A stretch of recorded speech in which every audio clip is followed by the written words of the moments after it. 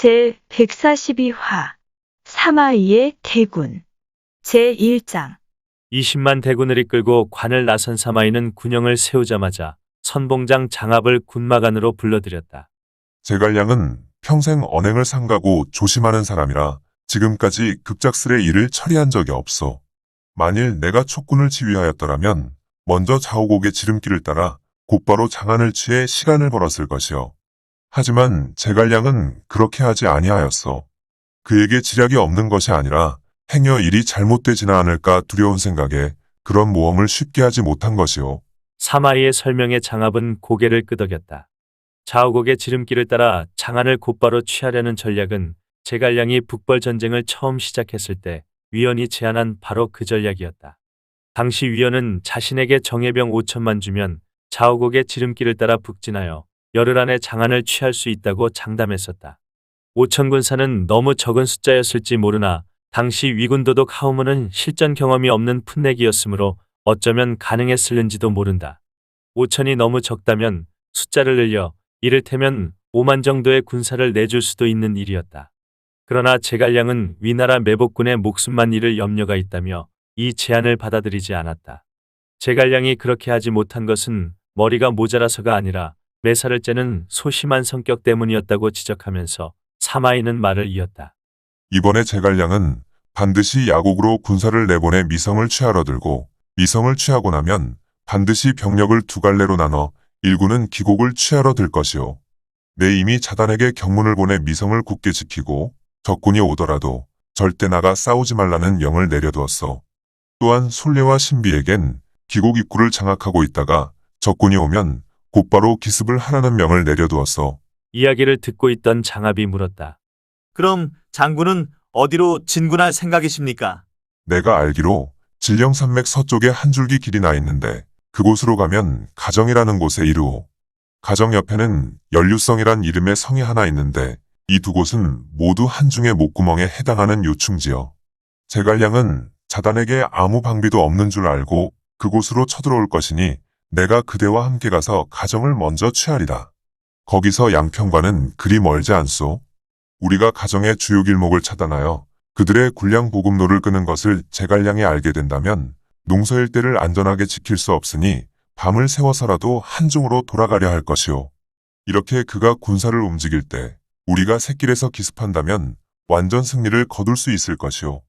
만일 그들이 돌아가지 아니할 때는 우리가 샛길마다 병력을 배치하여 지킨다면 촉군은 한 달 안에 식량이 바닥나 모두 굶어 죽을 것이니 제갈량은 반드시 내 손에 잡히고 말 것이오.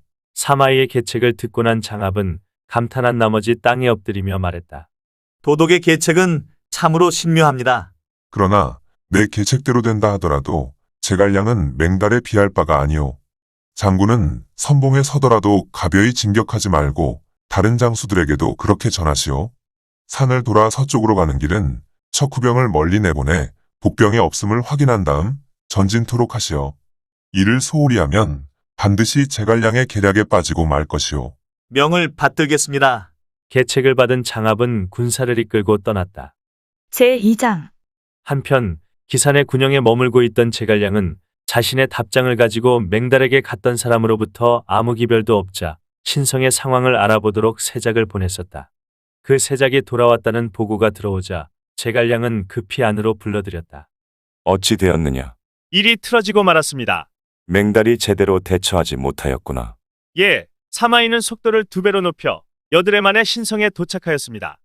맹달은 미처 손쓸 틈도 없었고 또 신탐 신의 이보 등현 등이 사마이와 내통하는 바람에 맹달은 난전 중에 전사하고 말았습니다. 사마이는 군사를 거둔 뒤 장안으로 가서 위나라 국주를 만나보고 장압과 함께 다시 관을 나왔는데 지금 아군을 막기 위해 이곳으로 오고 있을 것입니다. 그 말에 크게 놀란 제갈량이 탄식하며 말했다. 이를 신중히 처리하지 못한 맹달이 죽은 것은 당연하다. 하지만 이제 사마이가 관을 나왔으니 우리의 목구멍 같은 가정을 차단하여 취하려 들 것인데 이를 어찌하면 좋단 말인가. 그리고는 주변을 돌아보며 물었다. 누가 군사를 이끌고 가서 가정을 지키겠는가. 그 물음이 미쳐 떨어지기 바쁘게 참군 마속이 나섰다. 제가 가겠습니다. 가정은 작은 곳이나 그 전략적 가치는 막중하다. 만일 그곳을 잃는다면 우리 대군도 모두 끝장나고 만다. 그대가 모략에 능한 것은 알지만 그곳엔 성곽도 없고 지세의 험함도 없어 지키기가 매우 어려운 곳이다.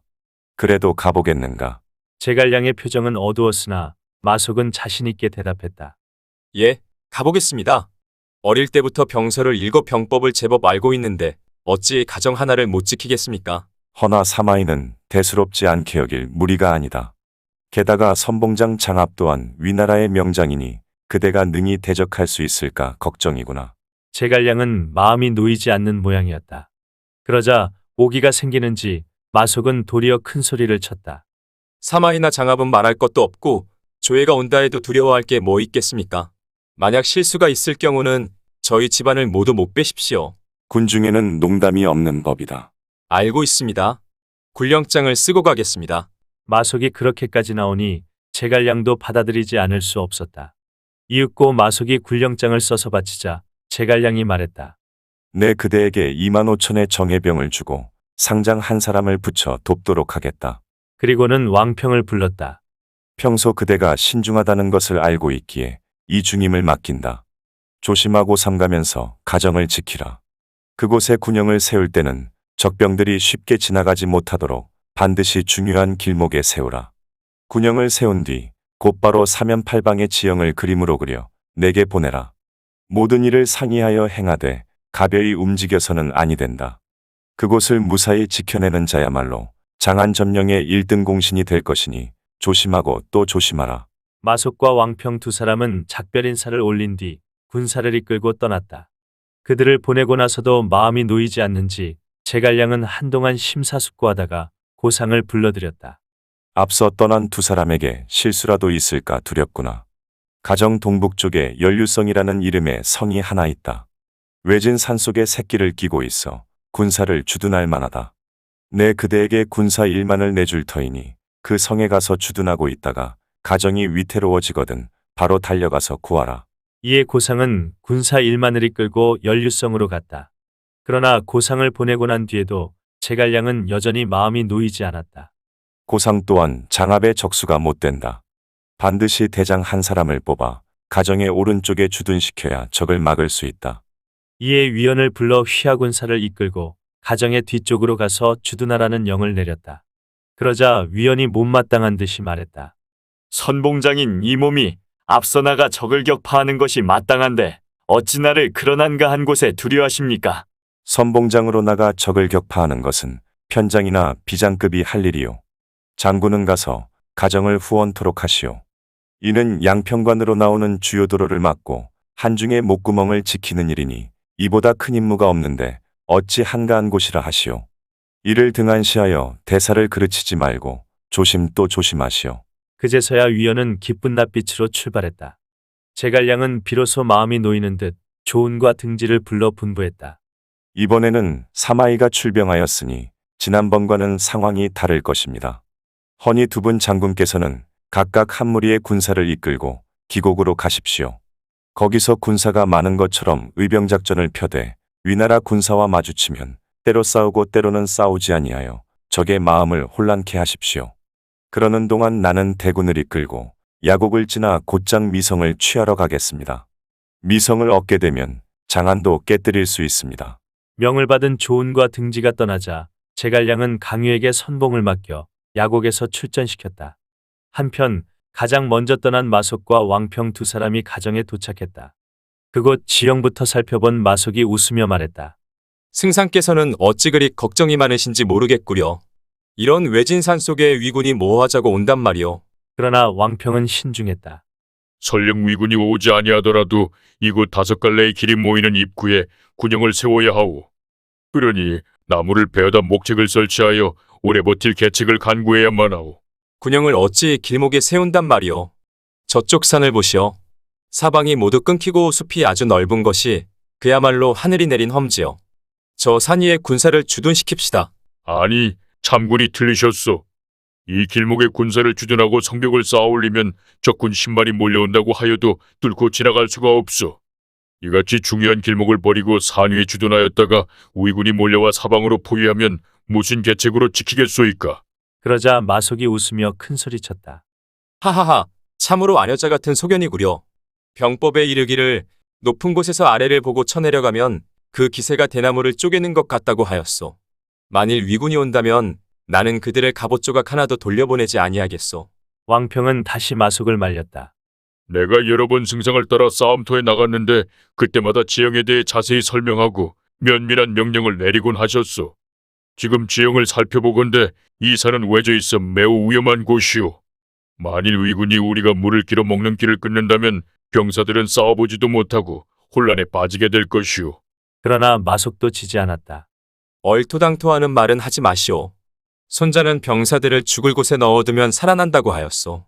위군이 우리가 물을 길어 먹는 길을 끊는다면 촉군이 어찌 죽기로 싸우지 아니하겠소? 그때는 일당백으로 물리칠 수 있을 것이오. 내 일찍부터 병서를 많이 읽어 승상께서도 여러 가지 일들을 내게 묻곤 하셨는데 그대가 어찌 내가 하려는 일을 막는단 말이오?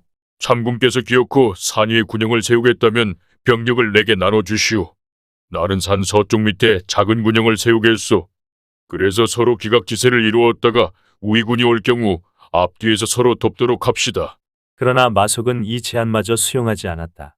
그때 산속에 사는 백성들이 때로 몰려와서 말했다. 위군이 몰려오고 있습니다. 이에 왕평이 작별을 고하고 떠나려 하자 마속이 말했다. 그대가 내 명을 따르지 아니하겠다니 5천 군사를 내주겠소. 가서 원하는 곳에 군영을 세우시오. 허나 내가 위군 무찌르는 것을 기다렸다가 승상 앞에 가서 공을 나눠 가질 생각은 절대 하지 마시고. 왕평은 군사 5천을 이끌고 산에서 10리쯤 떨어진 곳에 군영을 따로 세운 다음 그곳 지도를 그렸다. 그리고 사람을 시켜 밤낮 없이 제갈량에게 달려가서 그 지도를 전하고 마속이 산 위에 군영을 세웠다는 말도 상세히 전하도록 했다. 제3장. 한편 성 안에 머물던 사마이는 차남 사마소를 불러 명했다. 너는 먼저 가서 앞길을 살펴보거라. 만일 가정에 지키는 군사가 있거든 즉시 진군을 멈추고 더 이상 나아가지 말라. 예, 그리하겠습니다. 사마소가 명을 받들어 그 일대를 두루 정탐하고 돌아와서 아버지에게 보고했다. 가정에 지키는 군사가 있더군요. 이 말을 들은 사마이는 탄식했다. 아, 과연 제갈량은 도사로구나. 내 어찌 그를 감당할 수 있으랴? 그러자 사마소가 웃으며 말했다. 아버님께서는 어찌 스스로 의지와 기계를 떨어뜨리십니까? 제가 보기에 가정은 쉽게 취할 수 있습니다. 내가 뭘 한다고 큰 소리를 치는 것이냐? 사마이가 나무라자 아들이 대답했다. 제가 직접 정탐해보니 길목에는 군영이나 목책이 없고 군사들은 모두 산 위에 주둔해 있었습니다. 이에 그들을 격파할 수 있다는 것을 알았습니다. 뜻밖의 말에 사마이는 크게 기뻐했다. 정말 적이 산 위에 주둔해 있다면 이는 하늘이 나로 하여금 공을 세우게 하려는 것이로구나. 그리고는 옷을 갈아입은 뒤 100여 기를 이끌고 몸소 현장을 살피러 갔다. 그날 밤은 하늘도 맑고 달빛도 밝았다. 산 밑에 이른 사마이는 주위를 한 바퀴 둘러보고 돌아갔다. 산 위에서 이 모습을 지켜보던 마속은 크게 웃었다. 하하하하, 저자의 명이 길다면 산을 포위하러 오지는 않겠지. 그리고는 장수들에게 영을 내렸다. 적군이 왔을 때 산꼭대기에 붉은 깃발 흔들리는 것이 보이거든 즉시 사방으로 내려가 공격하라. 한편 군영으로 돌아온 사마이는 수하병사에게 지시했다. 가정을 지키는 장수가 누구인지 알아오라. 예! 얼마 후 정탐을 나갔던 병사가 돌아와서 보고했다. 가정을 지키는 장수는 바로 마량의 아우 마속입니다. 그 말을 듣자 사마이는 웃었다. 하하하. 그자는 헛된 명성만 있지 실제론 평범한 제주다. 제갈량이 그런 인물을 쓰다니 어찌 이를 그르치지 아니하겠는가. 그리고는 다시 물었다. 가정의 좌우의 적군은 따로 없던가. 척후기병이 대답했다. 산에서 10리쯤 떨어진 곳에 왕평이 세운 군영이 하나 있습니다. 그래? 그렇다면 승산이 있구나. 사마이는 그렇게 대꾸하더니 장압을 불러 명했다. 장군은 한 무리의 군사를 이끌고 가서 왕평이 달려올 길을 차단하시오. 그리하겠소. 사마이는 다시 신탐 신의 형제를 불러 명했다. 그대들은 두 갈래의 병력을 이끌고 저 산을 포위하라. 먼저 적이 물을 끼러 나르는 길을 끊고 기다리다가 촉군 병사들이 스스로 혼란에 빠지는 틈을 타서 쳐라. 그날 밤 모든 작전 배치가 끝났다. 다음 날 날이 밝자 장압이 먼저 병력을 이끌고 배후를 차단하러 갔다. 왕평이 구원하러 오는 것을 막기 위한 조치였다. 그 다음 사마이가 휘몰자 위군 병사들이 떼지어 몰려가 사방으로 산을 포위했다. 산 위에 있던 마속이 내려다보니 위군 병사들이 산과 들을 가득 메웠는데 깃발과 대우가 아주 엄격히 정돈되어 있는 모습이었다. 이를 본 촉군 병사들은 모두 간담이 서늘해져 감히 산을 내려갈 엄두를 내지 못했다. 마속은 붉은 깃발을 흔들었다. 깃발이 흔들리는 것을 보면 모두 뛰어내려가기로 약속되어 있었으나 장병들은 서로 미루기만 할 뿐 아무도 움직이려 들지 않았다. 마속은 크게 노했다. 이에 움직이지 않는 주변 장수 2명을 목베었다. 그제서야 겁먹은 병사들이 마지못해 산을 내려갔다. 그러나 위군은 촉군이 공격하고 있음에도 불구하고 질서정연한 모습을 유지한 채 꼼짝도 하지 않았다. 이를 보고 오히려 겁에 질린 촉군이 슬금슬금 뒤로 후퇴하여 다시 산으로 올라갔다. 일이 뜻대로 되지 않는 것을 본 마속은 군사들에게 군영의 영문을 걸어 잠그고 지키면서 외부의 원군이 오기를 기다리게 했다. 한편 산 아래 길목에 군영을 세운 왕평은 위군이 쳐들어오자 군사를 이끌고 달려나갔다가 장압과 마주치게 되었다. 이에 수십합을 겨룬 왕평은 힘도 빠지고 세력도 고립돼 어쩔 수 없이 퇴각하고 말았다. 위군은 마속의 군사가 주둔해 있는 산을 진시부터 술시까지 에워쌌다. 물이 없는 산에서 하루 종일 물도 마시지 못하고 밥도 지어 먹지 못하자 촉군 군영은 어지러워지기 시작했다. 왕장군의 말을 들었다면 물은 마시고 싸웠을 것 아닌가? 그러게 목말라 이대로는 못 견디겠다. 못 살겠어! 불평하는 병사들이 점점 늘어났다. 그러더니 한밤중이 되자 산 남쪽에 주둔해 있던 촉군 병사들이 영문을 열고 산을 내려가 위군에 항복해버렸다. 마속은 칼을 빼들고 미친 듯이 소리치며 막아보려 했으나 끝내 막을 수가 없었다. 이를 지켜보던 사마이는 사람들을 시켜 산기슭에 불을 지르게 했다. 산 위의 촉군 병사들은 더욱 혼란에 빠졌다. 더 이상 지킬 수 없다고 판단한 마속은 잔존 병력을 이끌고 산 서쪽으로 내려가 달아났다. 사마이는 일부러 큰 길을 터주어 마속이 달아나도록 놔둔 다음 장압으로 하여금 군사를 이끌고 뒤쫓도록 했다. 30리 남짓 추격하자 앞쪽에서 북소리 나팔소리가 울리며 한 무리의 군사가 튀어나와 마속의 군사는 통과시키고 장압의 군사는 가로막았다. 누군가 보니 앞장선 대장은 바로 위원이었다. 위원은 칼을 휘두르며 말을 몰아 곧장 장압에게 달려들었다. 이에 장압은 군사를 돌려 달아났다. 위원은 군사를 휘몰아 가정을 다시 빼앗을 생각이었다. 이에 달아나는 장압을 50리쯤 추격하자 갑자기 함성이 일면서 복병이 양쪽에서 쏟아져 나왔다. 왼쪽은 사마에, 오른쪽은 사마소였다. 이들은 배후를 공격하여 위원을 포위망 한가운데로 몰아넣었다.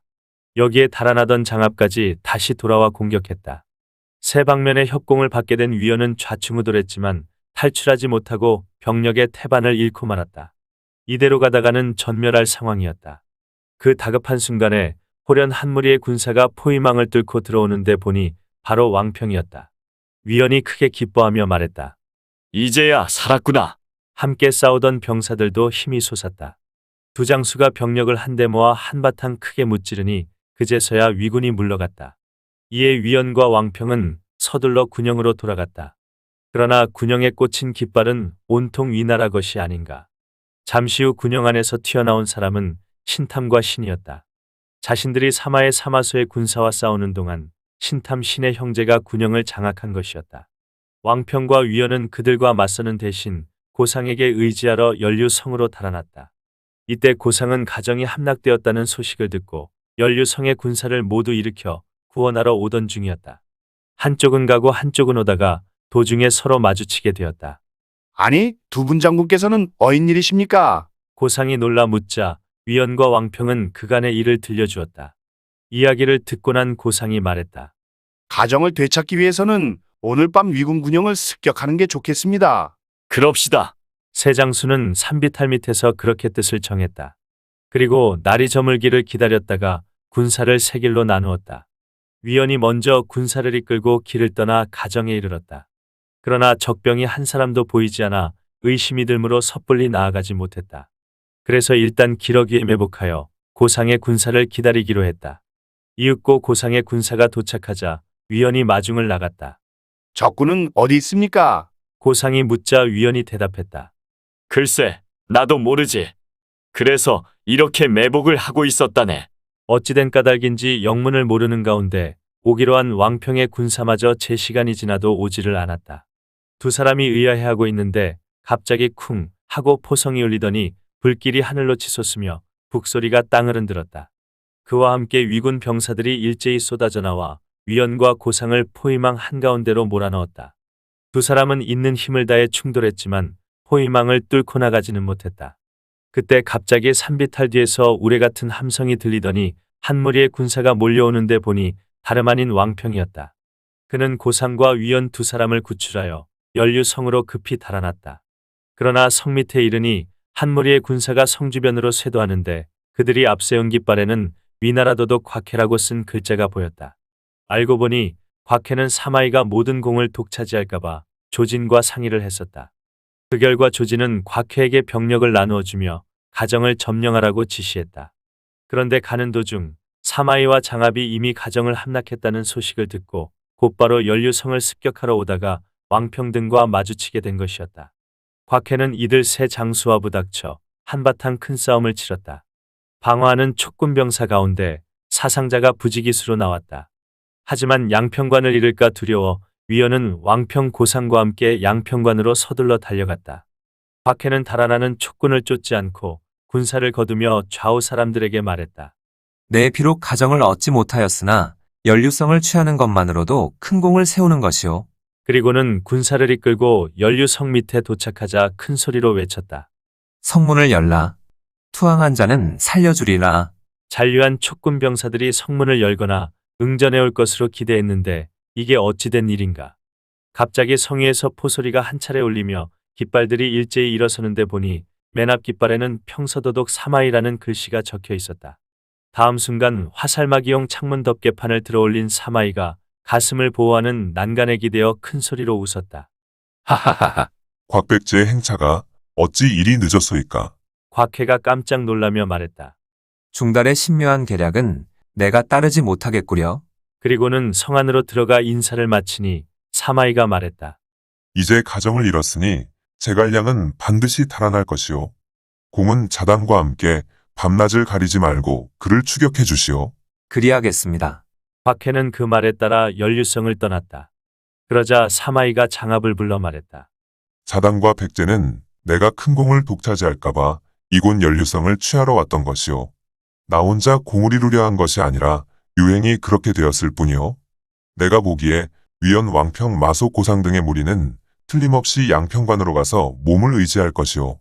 그렇다고 내가 양평관을 취하러 가면 제갈량이 우리의 등 뒤를 습격할 터이니 이는 그의 계략에 빠지는 것이오. 병법에 이르기를 물러나는 군사는 덮치지 말고 궁지에 몰린 도적은 쫓지 말라고 하였어. 그러니 그대는 새끼를 따라 기곡에 가서 퇴각하는 촉군을 공격하시오. 나는 군사를 이끌고 가 야곡의 촉군을 막겠소. 그들이 패주하거든 너무 압박하지 말고 그저 중도에 잠시 저지만 하시오. 그래야 촉군의 군수물자를 모두 노획할 수 있을 것이오. 계책을 받은 장압은 병력의 절반을 이끌고 기곡으로 떠났다. 그러자 사마이가 전군의 영을 내렸다. 이제부터 야곡을 점령하러 간다. 서성을 경유하여 진격할 것이다. 서성은 비록 외진 산속의 작은현에 지나지 않으나 촉군의 군량 저장소이자 남한 천수 안정의 3개군으로 통하는 길목이다. 따라서 서성을 점령하면 3개군을 모두 회복할 수 있다. 그리고는 신탐 신이에게 연류성을 지키도록 한 뒤 자신은 대군을 이끌고 야곡으로 출발했다. 읽어주는 고품격 삼국지는 다음 화도 계속됩니다. 이번 이야기를 재미있게 읽으셨다면 좋아요와 구독을 눌러주세요. 그리고 작품을 해설하는 프롤로그도 꼭 읽어주세요.